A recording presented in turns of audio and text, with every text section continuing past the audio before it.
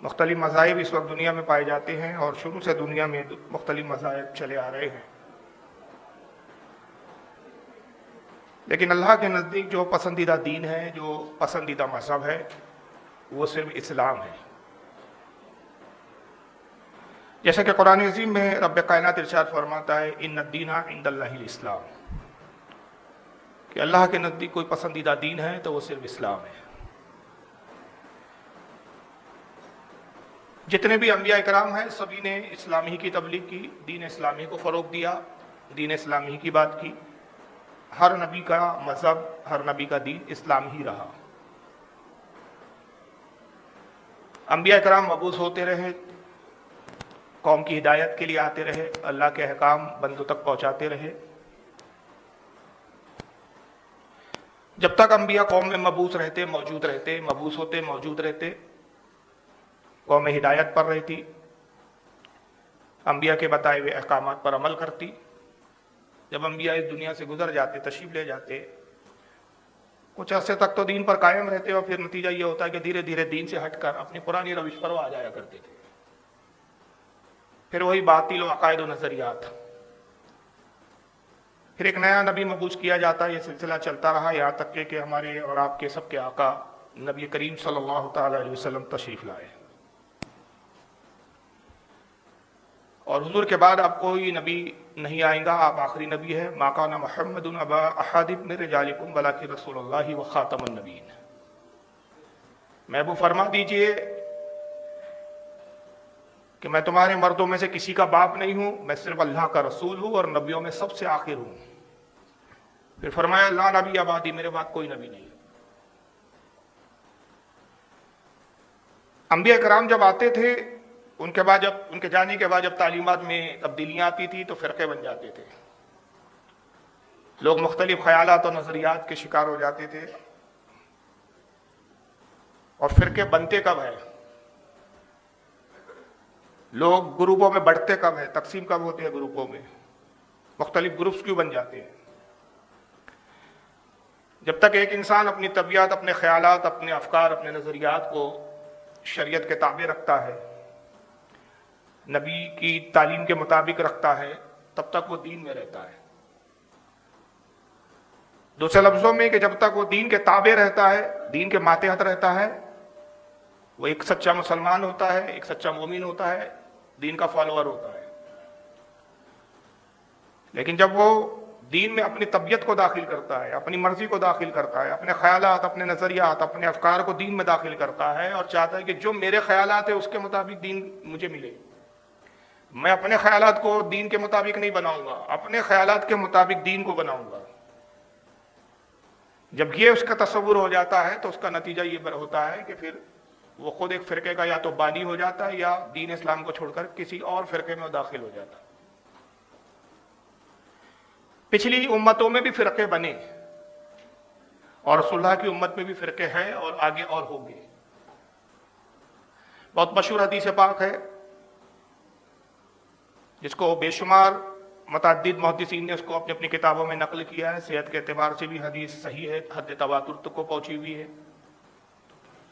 حدیث پاک یہ ہے کہ آقا نے فرمایا ان بنی اسرائیل تفرقت علی سنتین و سبعین ملہ وامتی تفترق علی ثلاثین وکلہم فی النار الا ملۃ واحدہ قالوا من ہی یا رسول اللہ قال ما انا علیہ واصحابی۔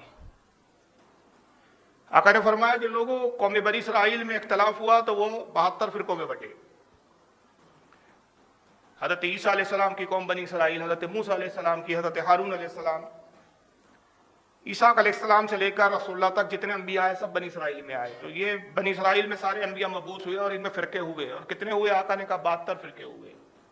ان بنی اسرائیل تفرقت علی سنتین و سبعین، بنی اسرائیل میں 72 فرقے ہوئے، وتفترق امتی علی ثلاثین و سبعین ملہ، میری امت میں بھی اختلاف ہوگا تو میری امت میں 73 ہوں گے، ایک زیادہ ہوں گے تعداد میں، وہ 72 تھے لیکن میری امت میں 73 ہوں گے۔ کلہم فی النار، سب کے سب جہنم میں جائیں گے، جو فرقہ بنائیں گا وہ جہنمی ہوں گا۔ جنتی کون ہوں گا؟ تو صحابہ نے عرض کیا، پوچھا قالوا من ہی یا رسول اللہ، اے اللہ کے رسول صلی اللہ تعالی علیہ وسلم جنتی جماعت کی نشانی کیا ہے، پہچان کیا ہے، کیسے پہچانے کہ جنتی جماعت کون سی ہے؟ قال ما انا علیہ واصحابی، کہا کہ جو میرے اور میرے صحابہ کے عقیدے پر ہوں گا وہ جنتی ہوگا، وہی جماعت جنتی ہوں گی جو میرے اور میرے صحابہ کے عقیدے پر ہوں گی۔ رسول نے پیشن گوئی کی اور اللہ نے کہا فرقوں میں مت بٹو، فرقوں میں مت جانا، فرقے تو ہوں گے، یہ مقدر ہے اس امت کے لیے کہ فرقے ہوں گے، مگر اگر تم ہدایت چاہتے ہو، تم کامیابی چاہتے ہو تو فرقوں میں مت جاؤ، اپنی اصل سے جڑے رہو، اپنے اسلاف کی تعلیمات پر عمل کرتے رہو۔ فرمایا، اور سورہ آل عمران آیت نمبر 103 ہے، وَاعْتَصِمُوا بِحَبْلِ اللَّهِ جَمِيعًا وَلَا تَفَرَّقُوا،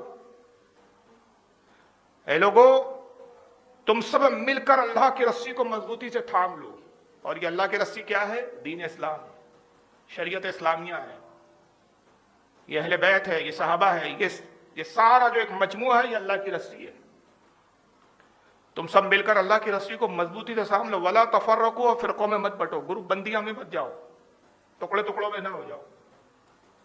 اور آقا نے بتایا کہ قیامت تک میری امت میں فتنے آئیں گے اور ہر فتنہ ایک فرقے کا سبب بنے گا، اور اس امت میں اتنے کثرت سے فتنے ہوں گے کہ حدیث پاک میں آتا ہے ان اسامہ بن زید رضی اللہ تعالیٰ، اسامہ بن زید رضی اللہ تعالیٰ نے روایت کرتے، قال اشرف النبی صلی اللہ علیہ وسلم الا اؤتی من ما اتى من المدینہ، کہتے ہیں کہ رسول اللہ صلی اللہ علیہ وسلم مدینہ پاک میں ایک اونچے ٹیلے پر تشریف لے گئے، مدینے کے ٹیلوں میں سے ایک اونچے ٹیلے پر تشریف لے گئے، ایک چوٹی پر تشریف لے گئے، اور ساتھ میں صحابہ کرام بھی ہے۔ فقالا، پھر آپ نے صحابہ سے کہا، هل ترون ما ارى، هل ترون ما ارى، جو میں دیکھتا ہوں وہ کیا تم دیکھتے ہو؟ جو آقا دیکھتے ہیں وہ کوئی کیسے دیکھ سکتا ہے؟ آقا سے کیا چھپا ہے؟ اور کوئی غیب کیا تم سے نیا ہو؟ بھلا جبنا خدا ہی چھپا تم پہ کروڑوں درود، کچھ نہیں چھپا آقا سے۔ صحابہ سے پوچھ رہے جو میں دیکھتا ہوں کیا وہ تم دیکھتے ہو؟ قالوا لا، صحابہ نے کہا اللہ کے نبی نہیں، جو آپ دیکھتے ہو ہم نہیں دیکھتے، ہم کیسے دیکھ سکتے ہیں؟ آپ کی نگاہیں کہاں، ہماری نگاہیں کہاں، آپ نبی ہے، ہم آپ کے غلام ہیں۔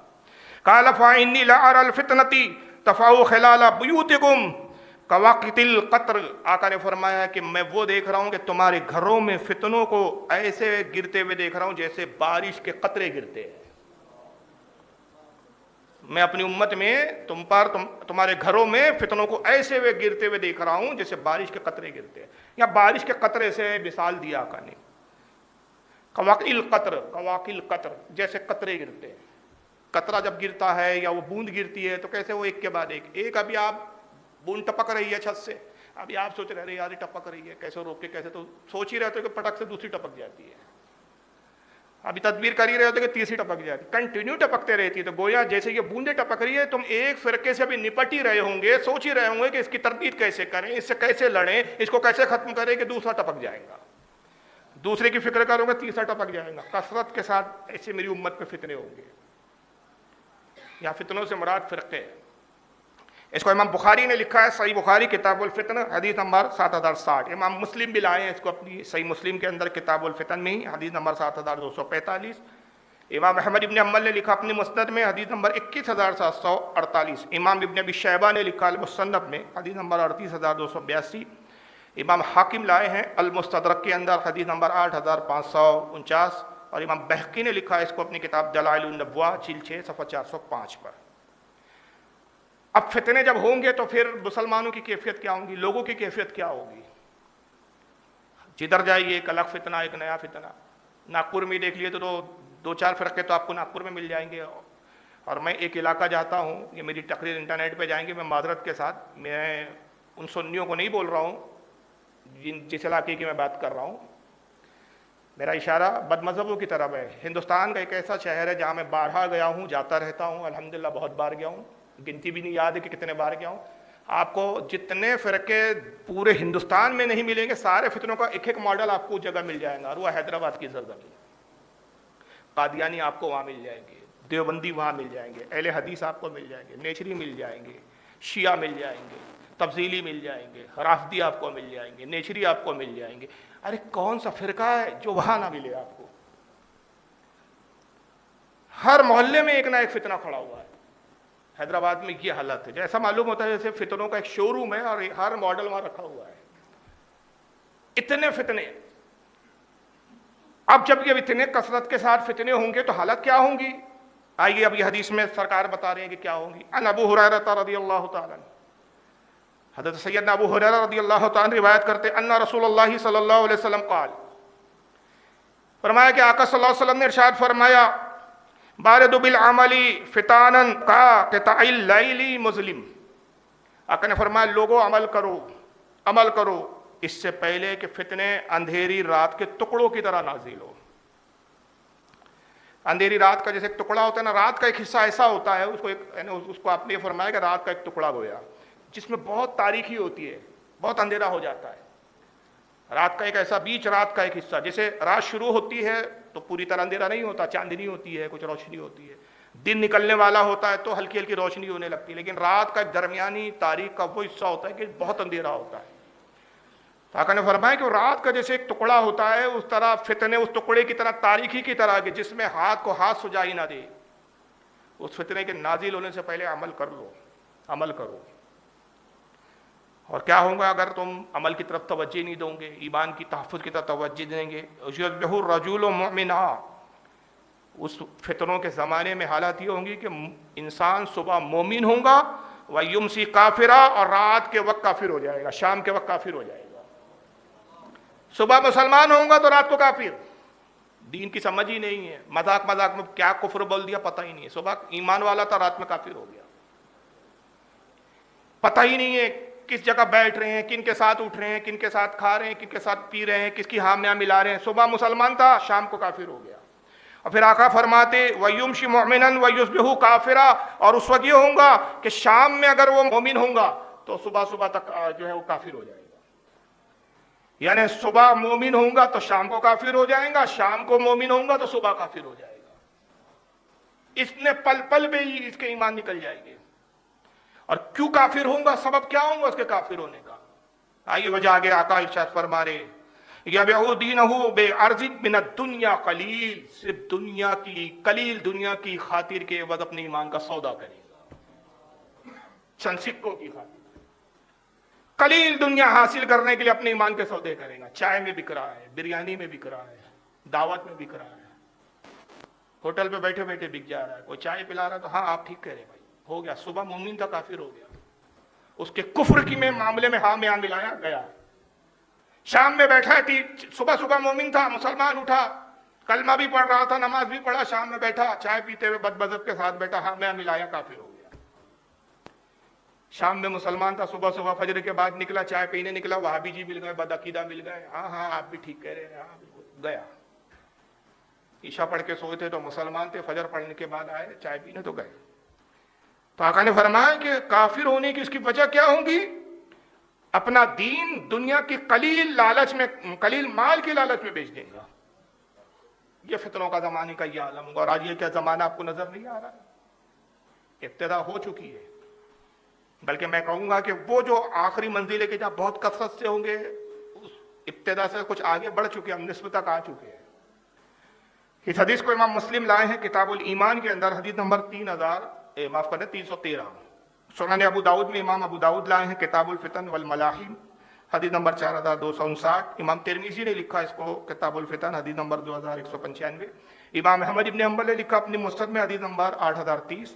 امام ابن ابی شیبہ المصنف میں لاتے ہیں, حدیث نمبر 31053. ابن حبان نے اپنی الصحیح میں لکھا, حدیث نمبر 6704. امام حاکم المستدرک میں لاتے ہیں, حدیث نمبر 8354. حضرت امام خطیب تبریزی نے اس کو مشکات المصابی, مشکات شریف جس حدیث کی کتاب کو کہتے ہیں, حدیث نمبر 5383. میں نے 2 حدیثیں پڑھی, اگر یہ فتنوں پہ میں بیان کروں تو بہت لمبا بیان ہو سکتا ہے, اور اس پر میرے بیانات متعدد ہوتے رہتے ہیں جو انٹرنیٹ پر موجود ہے. ابھی موضوع ہمارا دوسرا ہے, لیکن یہ 2 حدیثیں میں نے آپ کے سامنے تلاوت کی تاکہ یہ بتا دوں فتنے کثرت سے ہوں گے, بارش کے قطروں کی طرح. حالت یہ ہوگی کہ انسان صبح مسلمان ہوگا, شام میں کافر, شام میں مومن ہوگا, صبح کافر ہو جائے گا.